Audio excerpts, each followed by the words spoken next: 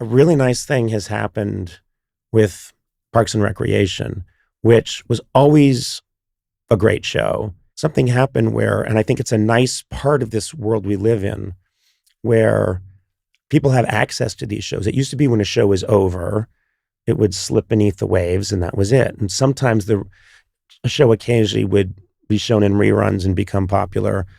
But Parks and Recreation has just bloomed really in such a lovely way because, few people know, and I think a lot of young people today wouldn't know that Parks and Recreation was kind of on the bubble a bit at NBC. The whole time, not even a bit. Every single season, we were like, this is it. They're not going to want us back. At one point, we were canceled, and then the president of NBC got off the plane and changed his mind. Was like, don't cancel it yet, I guess. Yeah. It wasn't really it wasn't a thing at all. Like, I think the critics really championed it, and there was a couple, like Alan Siepenwall was like our guy. He was like right from the beginning, very generous and nice about the show.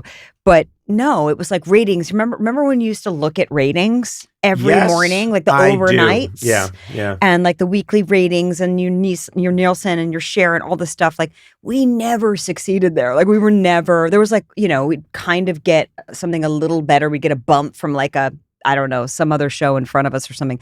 But the whole time we were just kind of like holding on for dear life, like hoping we got to do more, which is probably part of why it was so good. Right. Because there was no like stardom. It wasn't infiltrated by any outside, feelings about us. Like, people kind of liked us if they knew who we were. And besides that, we just like had fun together, And it's nice, the rewriting, but I'm like, but I need people to understand, because I think it's sort of like, it's kind of iconic now. It's like one of those like great comedies of that time, which is so awesome. But we didn't feel that way. And actually, like, I think it was 5 years ago, we went to the Dolby and we did a 10th anniversary thing where we all came out, the whole cast. And the reception was I felt like the Beatles. Like, it was so nuts. People were screaming so loud. We were all crying because we had never been in a room where anybody cared. Like, we were there as a crew, you know what I mean? Like, together. It was so wild. I saw that happen once because I know that you were a comedy nerd for things like SCTV. Yes. And SNL. And when you were growing up, SCTV was, a huge influence on me. This show made in Toronto, and actually, was it made in Toronto or outside Toronto? Anyway, not important, Conan. But Catherine O'Hara and John Candy and Marty Short and Eugene Levy and Joe Flaherty, and the list goes on and on and on. These amazing performers, and they did such a smart sketch show that in so many ways was so much more. It had all these levels that SNL could never have. SNL was great, but then there was this show that could get to all these different levels. So they did a reunion, and I'm a huge SCTV fanatic, so they asked me to do it. And this is back in the 90s, and they asked me to go to Aspen, and so I'm there with all these people that I had never met before. And I go out on stage with them, and I start interviewing them, and we start showing clips. And there's this giant crowd there that's just exploding with laughter. And they're all looking at each other and they said, we've never seen people laugh at this. Because they made it. It was a show that didn't have a studio audience. They made it. They constructed it. Right. And then they put it on TV. Right. And there are all these people that revered it, but I don't think they knew that. Right. So they had that same feeling. And it was just, I think, also I don't crying? tear up easy, but I was very emotional that they were having what they should have had, at the beginning. Totally. But sometimes, great things take a while to discover. Yes. And I have to have faith in that because, in this weird business, we make things and people don't care, or there's too much on TV, or, nobody's seen it. And then somebody says to you, like in a mall somewhere 15 years later, that thing changed my life. And that's kind of, that's the reason to do it, you know? Yep. I always try and boil it down to make stuff that you like and put it out there. And then sometimes you get a ping back. Sometimes you hear nothing. Sometimes you get something back, but it's 15 years later. Yeah. but that's not our job.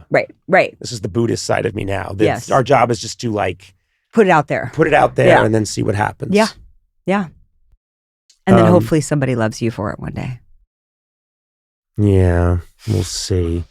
But really, it's about the money. Yeah. Oh. Monetize it. That's good you went into podcasting. Well, I'm sorry. Actually, yeah.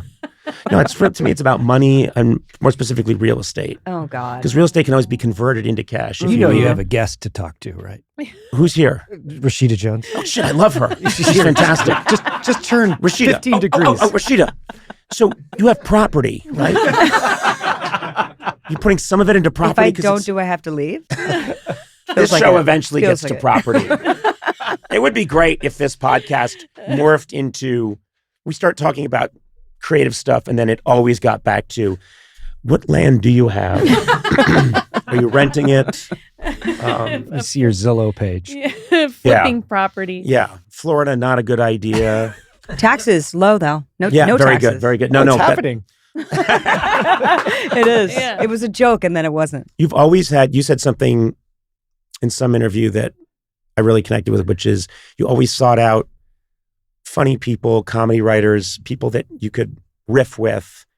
And I always thought, yeah, I understand that. It's someone else might say, who was cynical, might say, oh, you're networking. It's like, no, I just, it's such a gift to be around, surround yourself with really funny people. Yeah. And just make that your life, make that your environment. Well, also because it makes you feel funny. Mm-hmm. I mean, it's a little selfish too. Mm-hmm. And by the way, it didn't not help. I mean, it was good to know, my comedy friends in college, this feeling like they understand you in a way that maybe when you go in for an audition, just randomly, no, they're not going to really understand the depth of what you're able to do. But if you have a friend who's a writer, who's on the other side of it, i.e. Mike Schur, who, I was friends with since freshman year, he can, although he made it really hard to get both parts on The Office and Parks and Rec. I wish I didn't have a friend on the inside. He made it harder. He's like fair guy. He's so fair. He might have show about being, The Good Place is about fair, yes, and also right and wrong. He wrote a whole book on ethics. That's what I'm saying. And he's been that guy forever. Yeah, Mike, so knock it off. He's so Okay? just. Yeah, Yes. stop it. Yeah, stop being so ethical. Yeah. Yeah, he does kind of wear it on his sleeve a little bit. What's he hiding? What's he Exactly. hiding? Yeah. What's he hiding? Yeah, Where's he's the the kind of bodies, guy Mike? who's like, well, let's make sure everyone gets an equal slice of pie. Ugh. And my attitude is, I've been on TV the longest. I have the most property. Yeah, I have the most Give me property. the pizza. I should get half the pie. Or, hey, maybe all the pie, and you guys can go fuck yourselves. Oh my Yeah. God, yeah. I'm sorry, Rashida. I'm glad you weren't my boss. Trust. Mike's the best. Mike's the best. He's great. He is Yes, we're really doing the a best. we're doing a fun a bit. We're doing a little bit. He bit. said he listens to this podcast. Oh, he does? Yeah. Yeah, make sure you're a monster. I love you. Pretend I to be love you ethical. so much. Oh, look, sure. The mic says sure. Oh, wow. Well, He's that's here just, with us. yeah. Sorry, Well, promo for Is the that- mics. Oh. Sure.